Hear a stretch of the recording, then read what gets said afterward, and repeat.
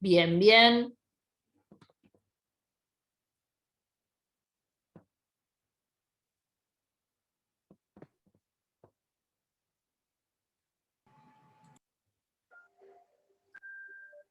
Repito, para los que se van sumando entonces, la última idea que estuvimos abordando. Primero, la relación cuantitativa más fitoplancton implica la posibilidad de transferir más energía y más construcción de biomasa de zooplancton.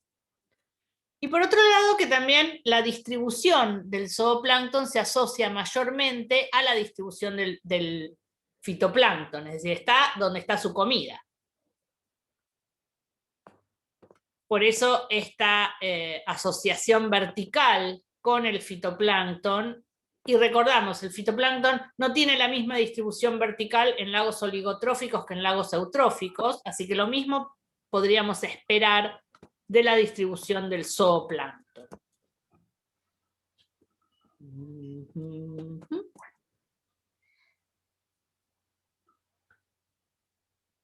Una parte interesante en cuanto a la alimentación del zooplancton es que aplica perfectamente el concepto de palatabilidad. Palabra que puede resultar rara la primera vez que uno la escucha, pero después es una palabra muy fácil de entender, ¿no es así? Las propiedades que hacen que un ítem cualquiera sea más o menos apetecible como alimento. Y ahí está desde su composición nutricional hasta cuestiones que tienen que ver con su tamaño, con toxinas, con coberturas. Todo eso participa del concepto palatabilidad. Y el resultado de la mayor o menor palatabilidad es que esa cosa sea comible o no comible. Ahora me toca silenciar el micrófono.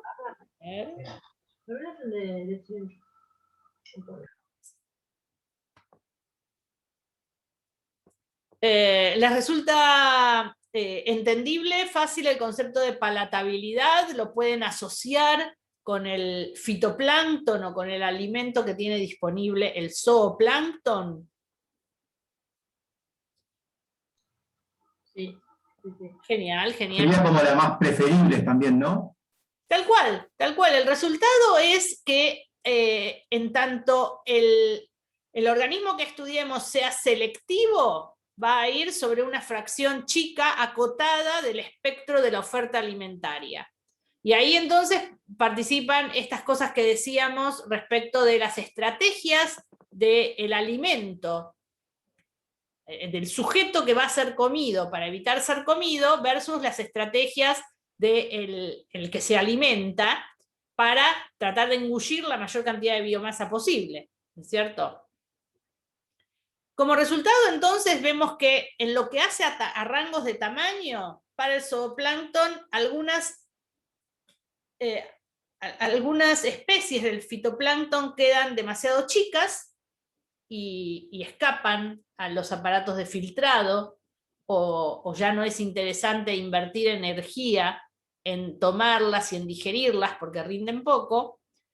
Y lo mismo pasa del lado de las grandes. Algunas son demasiado grandes para manipularlas, para fraccionarlas, y también escapan de ser objeto alimentario. Pero por otro lado también, eso depende de las características del mismo herbívoro. Porque nosotros estamos trabajando con herbívoros de distinto tamaño. Esta podría ser una comparación de tamaños bastante razonable entre rotífero, cladócero chico y cladócero grande. Y rotífero puede tomar células algales para comer entre 1 y 15 micrones.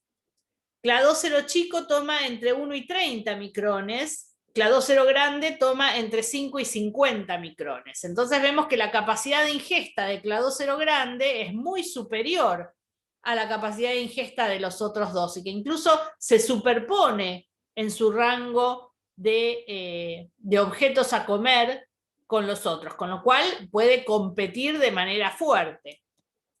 Lo mismo pasa con la cantidad de agua que cuela o de agua que exploran distintos herbívoros del zooplancton. Un rotífero filtra o explora 1 mililitro por día. Un cladócero chico 5 mililitros por día, un cladócero grande 30 mililitros al día. Si a esto lo combinamos con que el organismo de mayor volumen tiene un metabolismo más eficiente, por la relación superficie-volumen, bueno, la conclusión de todo esto, todo coincide, converge, en el hecho de que los cladóceros grandes tienen un impacto como herbívoros notable en el sistema. Pueden limpiar el agua de algas. Y esta es otra idea que nos llevamos para las clases de funcionamiento. El impacto como herbívoro que puede tener el zooplancton de gran tamaño. Por el lado de las algas ya lo hemos estudiado en la clase pasada. La formación de colonias, la aparición de toxinas, de coberturas duras, de alguna sustancia que le baja el gusto a la ingesta, y por otro lado su composición, su relación carbono-nitrógeno, la presencia de lípidos, de vitaminas o microelementos, todo eso entonces confluye en la selección que puede hacer el herbívoro sobre qué elementos se alimenta. En conclusión, las favoritas tienden a ser diatomeas, cloroficias de pequeño tamaño y flagelados, que son chiquitos, blanditos y ricos en aceites y vitaminas. Del otro lado, los que tienden a ser descartados como ítem alimentario, y por lo tanto se quedan en el ambiente, es decir, no tienen un herbívoro que los controle, son las algas que forman colonias, las cianofitas, que pueden tener toxinas, los dinoflagelados, que tienen coberturas duras y difíciles de destruir. Rápido repasamos entonces los factores que definen mortalidad, porque estamos en esta ecuación, ¿no es cierto? Abundancia igual crecimiento menos mortalidad, crecimiento definido por el alimento, lo acabamos de ver, mortalidad definida en primer lugar por el impacto de la predación. ¿Y la predación de quién? La predación de los peces zooplanctívoros. Y recordamos que todos los peces jóvenes son zooplanctívoros. Así que atrás de todas estas ventajas de crecimiento que veíamos para el zooplancton, la oferta del fitoplancton, el rápido crecimiento, la posibilidad de explorar distintos ambientes y transformarlos rápido en biomasa, todo esto tiene un fin, es decir, un final, un triste final en la boca de un pez. Para el pez es un final fantástico, ¿no es cierto? Para el zooplancton no tanto, porque el destino del zooplancton es ser comido por los peces prácticamente. Para evitar la predación, ya sabemos, la transparencia es una estrategia, es una adaptación aparecida por la evolución, es el camuflaje en el agua. Otras estrategias, la migración vertical, que aprendemos hoy,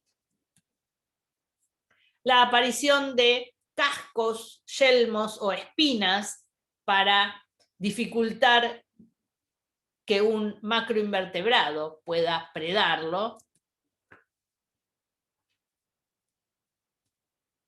Y con todo esto analizado, entonces, podemos poner al zooplancton en la dinámica de crecimiento anual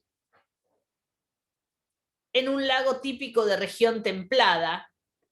Y lo podemos empezar a ver sobre este gráfico que es el que habíamos analizado en la clase de fitoplancton. ¿Se acuerdan de esta figura? Era una figura que al principio parecía chino básico, pero cuando uno la interpretaba con paciencia y con atención, podía verdaderamente ver y entender esa curva rosa, la dinámica de las diatomeas, como el resultado de la acción combinada de los factores ambientales, físicos y químicos, disponibilidad de nutrientes, iluminación, temperatura, con los biológicos. Y habíamos señalado este momento, el desplome de las diatomeas después de su florecimiento en la primavera, muy relacionado con el impacto de la herbivoría del zooplancton. ¿Se acuerdan? Bueno, hoy estamos del lado del zooplancton.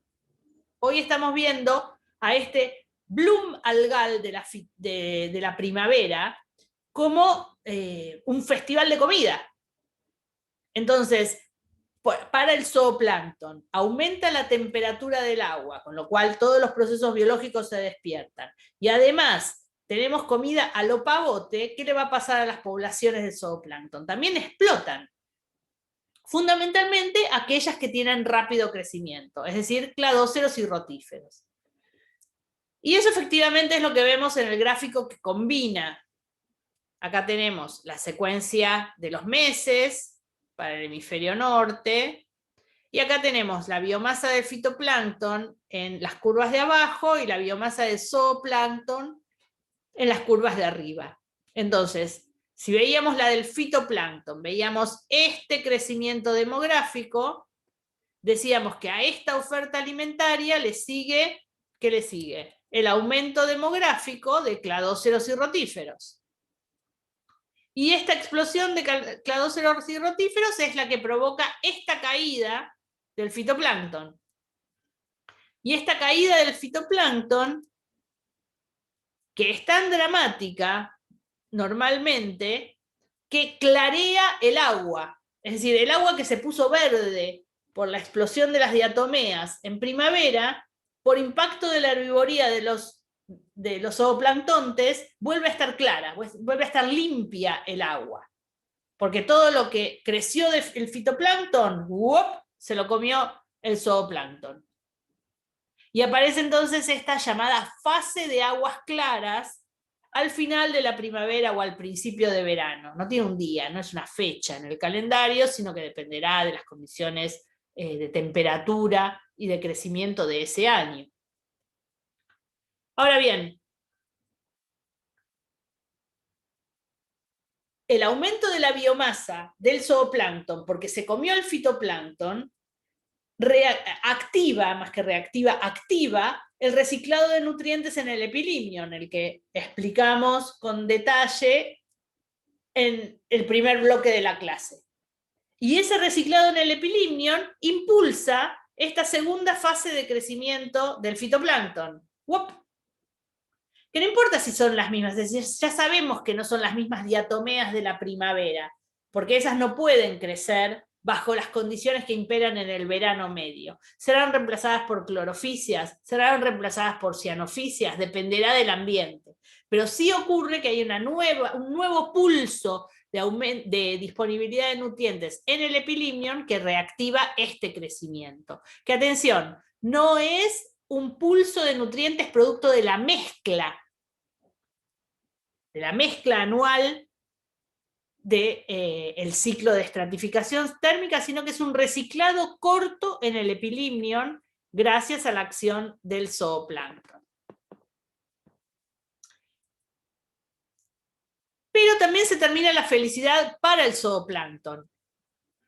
¿Por qué? Porque aquí el fitoplancton, vamos a un paso anterior, el nutriente se convirtió en fitoplancton. Después el fitoplancton se convirtió en zooplancton. Y después, con todo ese zooplancton del verano, aparecen sus propios predadores, los peces jóvenes, los peces que nacieron en ese mismo año, que después de la reproducción de los adultos en la primavera, tuvieron una maduración de huevos, una eclosión, y aparece toda esta cohorte de pececitos nuevos, de pececitos de ese año. Yo lo puse aquí en esta expresión que se usa en la literatura no solo de la ecología acuática, sino también de la pesquería, los jóvenes del año, y esas son sus siglas, jóvenes del año, Young of the Year. Por eso la traje acá, no de snob, sino porque se usa mucho esa nomenclatura. Así que tienen que familiarizarse con ella. Entonces vean cómo la aparición de los peces también marca el final, como decíamos, de la felicidad del zooplancton. Teníamos la explosión demográfica, estábamos todos fenómenos, pero aparecieron los peces y entonces pasa lo mismo. bueno, es tarde para hacer metáforas, pero me viene una a la cabeza muy divertida, porque tiene su propia medicina, ¿no es cierto? En este momento. Pero bueno, no lo dije. Y si lo vemos entonces integrado, fitoplancton y zooplancton, volvemos a el modelo de crecimiento del plancton que planteó el grupo de Sommer y colaboradores en la década del 80. El grupo de estudio del fitoplancton, o del plancton más bien, el PEG Model, que veíamos la clase pasada, diferente para lagos eutróficos u oligotróficos. El azul es el crecimiento del fitoplancton, controlado por factores físicos, temperatura y fotoperíodo, limitaciones de nutrientes, factores químicos y también factores biológicos, el impacto de la herbivoría del zooplancton, muy concentrado y contundente en la primavera y luego extendido a lo largo de todo el verano. Esto para un lago eutrófico, aquí para un lago oligotrófico. Le podemos acoplar entonces el crecimiento del zooplancton. Dejamos en línea punteada a la línea azul del fitoplancton y vemos entonces que atrás del crecimiento del fitoplancton viene el crecimiento del zooplancton, pero que este segundo pulso de fitoplancton ya no lo puede aprovechar tanto el zooplancton, porque el zooplancton a su vez se vio limitado por la aparición de los peces. Acá lo vemos, control físico en el invierno, control por parte de la alimentación, cuando se agotan las algas después de la herbivoría, y control por la predación de los peces repartida a lo largo de todo el verano, que es cuando los peces están más presentes y activos. Activo voy a tener que estar yo porque si no, no vamos a poder terminar todos los temas de esta clase a tiempo. Y eso que es una clase de repaso. Bueno, habíamos entonces, con esto cerramos el análisis que vamos a hacer del zooplancton. Y hemos avanzado entonces en las aguas abiertas, en la zona pelágica o limnética. Vamos a poner la mirada ahora en el bentos, y poniendo la mirada en el bentos, lo que hacemos es agrandar el sistema, ampliar los límites de nuestro sistema, que hasta ahora había sido más bien pelágico, pero le ponemos fondo. Porque acuérdense lo que habíamos dicho en algún momento sobre los ambientes acuáticos, cuando insistíamos en estudiar perfiles. El ecosistema acuático es un ecosistema 3D, tiene profundidad. Entonces tiene una componente vertical impulsada por el peso, por la gravedad, que hay que considerar. Porque además tenemos una zona trofogénica arriba, pero una zona heterótrofa abajo, que va a poder aprovechar la materia orgánica que cae y volver a convertirla en proteína fresca. Esto lo paso muy rápidamente. Aquí señalamos los ítems o los puntos que contribuyen a la heterogeneidad del bentos y también a la mayor o menor intensidad del crecimiento, la abundancia, no solo la diversidad, sino la abundancia del bentos. Heterogeneidad espacial, como siempre decimos, heterogeneidad espacial implica diversidad biológica, pero aquí es muy importante la concentración de oxígeno. Acuérdense que todos estos organismos son animales, y como todos los animales necesitan respirar oxígeno.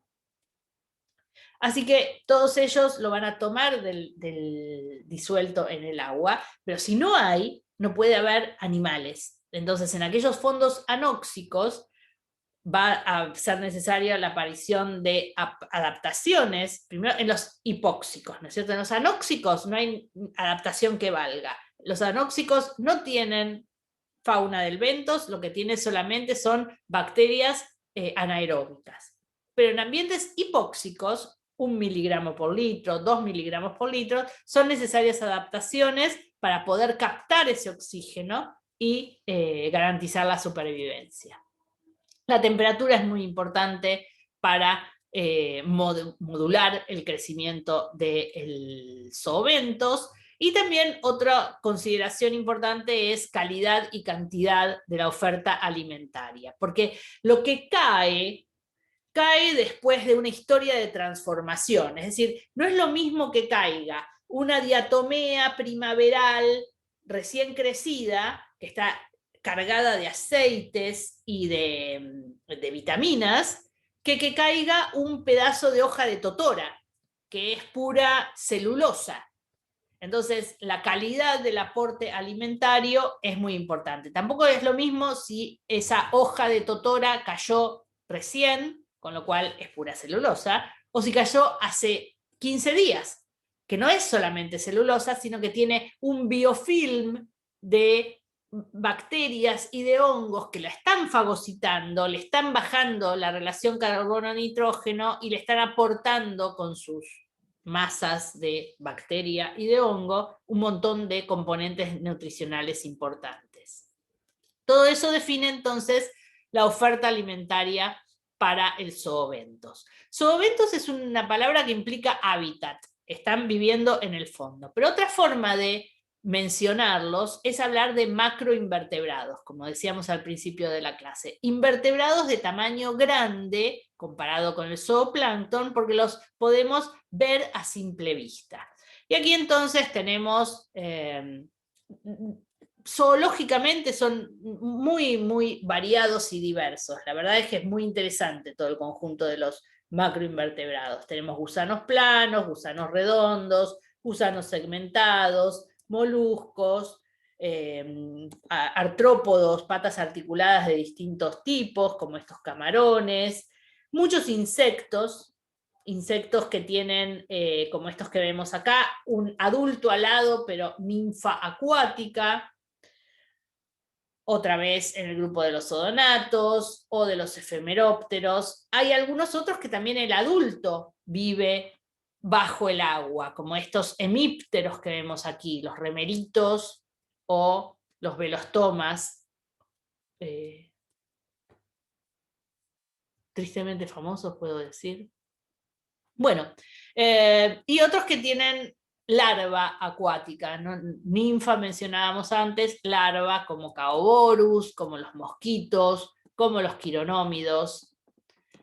Bien, y toda esta diversidad entonces la distribuimos en el ambiente. En un lago o en una laguna,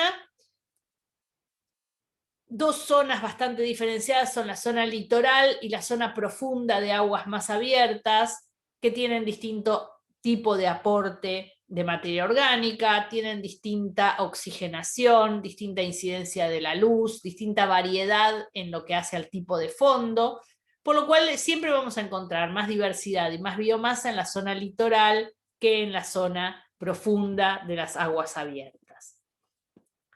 En los ríos también tenemos su propia variabilidad, que la vemos en estos gráficos que se explicaron en la clase magistral, que vamos a desarrollar con mucha mayor intensidad en la clase propia del funcionamiento ecosistémico de los ríos.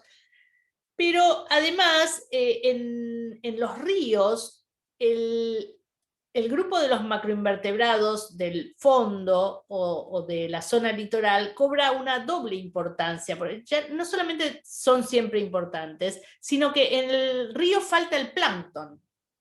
Con lo cual, entonces, este grupo de organismos es la base de la cadena trófica.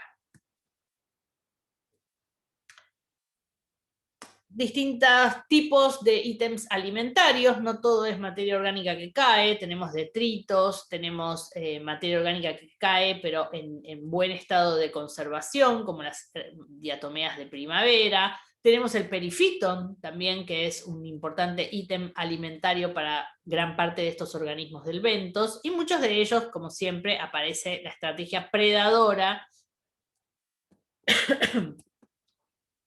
para aprovechar a sus compañeros de sitio. En consecuencia, bueno, la biomasa de los organismos del bentos es mayor en los fondos que se encuentran afectados dentro de la franja que es el epilimnion, es decir, los fondos más bien litorales, y los sitios que tienden a ser captadores, sitios de deposición de materia orgánica, si lo comparamos con los fondos de los fondos, ¿no es cierto? Con la parte más profunda de las aguas abiertas, o los sitios que por estar expuestos no tienden a acumular materia orgánica. Y en lo que hace a la producción o la biomasa en función de la cantidad de materia orgánica disponible, esta curva unimodal responde por un lado a que donde hay poca materia orgánica hay poco alimento, así que por eso tenemos pocos organismos del bentos, pero ¿qué es lo que pasa en el otro extremo? ¿Qué es lo que pasa si hay mucha o demasiada materia orgánica? ¿Por qué también disminuye la biomasa o la producción del bentos? Falta oxígeno. Porque falta oxígeno, perfecto, porque esa acumulación de materia orgánica hace que el ítem de competencia sea el oxígeno, y ahí te ganan los descomponedores, ¿no es cierto? Las bacterias descomponedoras consumen el oxígeno disponible y eso entonces transforma a esos fondos anóxicos en fondos no agradables, no aptos para ser colonizados por el zoobentos. Bueno, los últimos minutos, el último tramo de la clase para los peces. Los peces que son la gloria de la evolución en el ambiente acuático. Organismos perfectos para el agua, además de su exquisitez biológica y su perfección anatómica. Bueno, además de eso son bellísimos, así que doble o triple atención para los peces. Con los peces, vean ustedes cómo se amplían los límites del ecosistema acuático. Si nosotros habíamos comenzado la clase centrándonos solamente en la trama trófica, en la cadena trófica principal de las aguas abiertas, fitoplancton, zooplancton, peces, luego metimos al bentos y ganamos en profundidad. Y ahora los peces integran a todo el sistema, porque los peces van y vienen. Los peces, con esto que escucharon ustedes en la clase del video, que siempre tienen hambre, siempre están buscando alimento, buscando comida, no se contentan con explorar las aguas abiertas, van al fondo, buscan entre las plantas.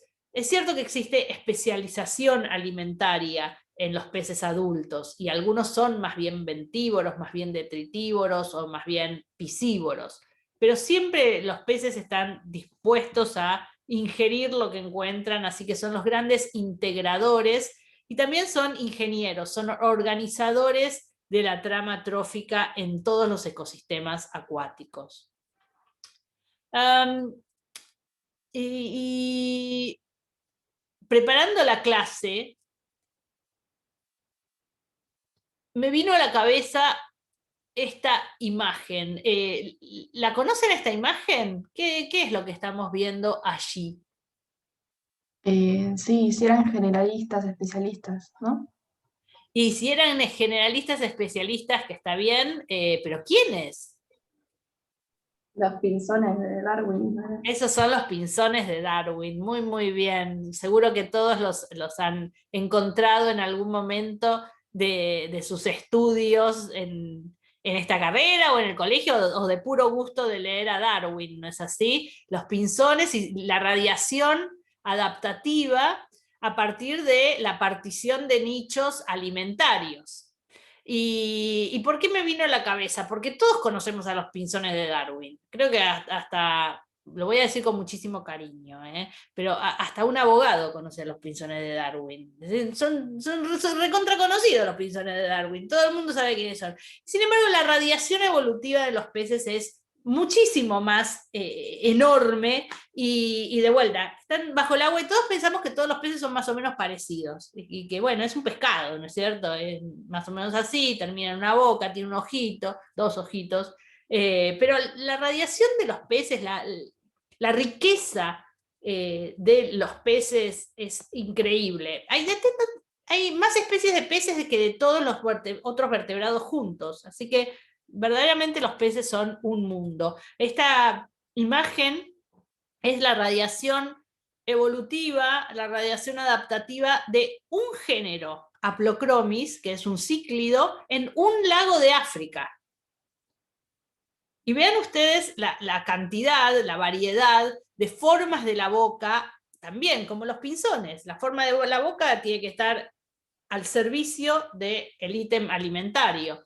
Y acá lo tenemos expresado en, no sé, 15 especies diferentes de un solo género, porque se alimentan de ítems distintos. Cíclidos, lo paso rapidito, esto lo ven en el libro de Moss, lo pueden encontrar en el Freshwater, Ecology of Freshwater es el libro de Moss. Cíclidos como esta chanchita, que es un cíclido de nuestras lagunas y nuestros arroyos pampeanos.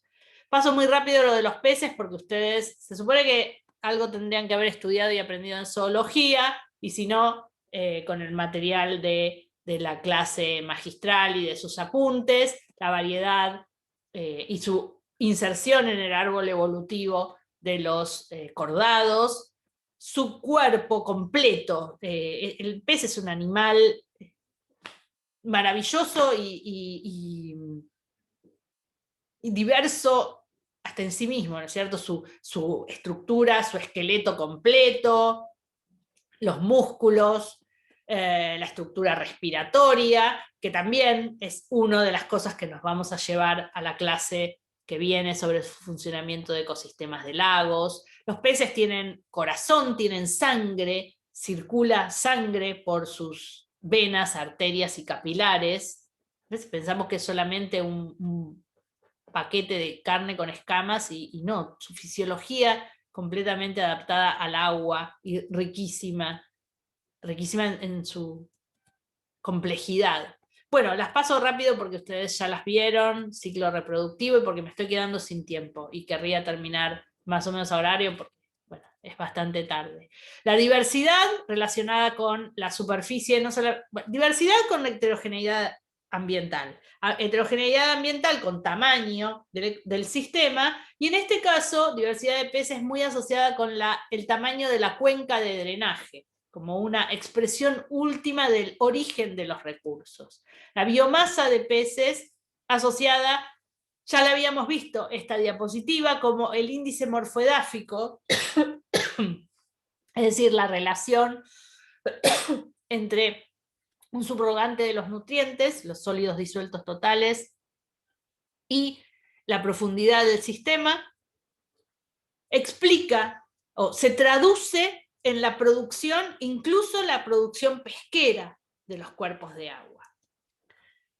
Pero para terminar esta clase, para terminar todo este primer ciclo de la materia, estudiando a los organismos en el medio acuático, me voy a quedar con estas 3 diapositivas. ¿Se acuerdan ustedes de esta diapositiva de la clase del fitoplancton, en donde relacionábamos nutrientes con biomasa de las algas? ¿Sí? Sí. Me quedo con estas otras de hoy. La que relaciona biomasa del fitoplancton con abundancia del zooplancton, y esta nueva que relaciona abundancia del zooplancton con biomasa de peces. Estas 3 relaciones de oferta de recursos que se traduce en biomasa del nivel trófico siguiente, bueno, me las llevo para la próxima clase.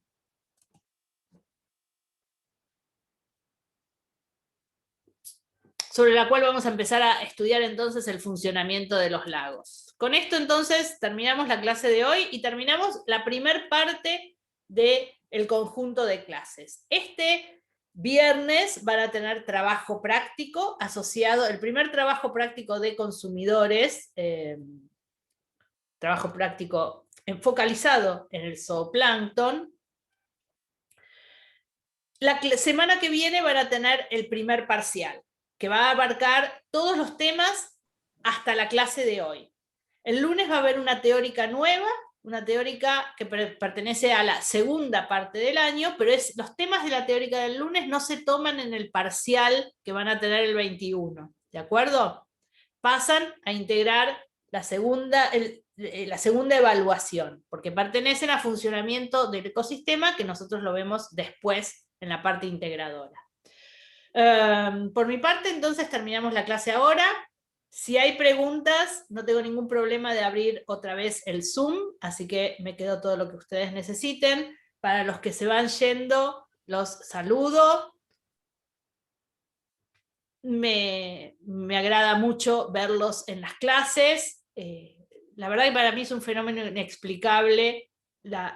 No inexplicable, me llena de alegría la alta presencia que tienen todas estas clases, incluso a pesar de que tienen los videos para verlos antes, el hecho de tenerlos aquí todas las noches no deja de alegrarme.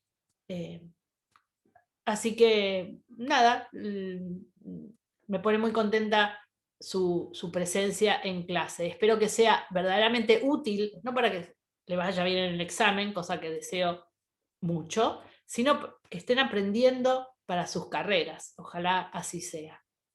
A los que se van yendo, los saludo, les deseo una hermosa noche y si quieren quedarnos a conversar o por preguntas, lo hacemos sin ningún problema. María, muchas gracias. Parcialito de consumidores. Va a haber parcialito de consumidores desde mañana a la tarde hasta el jueves a la mañana. Bárbaro, gracias. Buenas noches. Chao, Facundo. Chao, nos vemos. Adiós, Jazmín. Adiós, Florencia. Chao, Adiós profe, a muchas todos. gracias. Buenas noches. Buena semana. Para todos.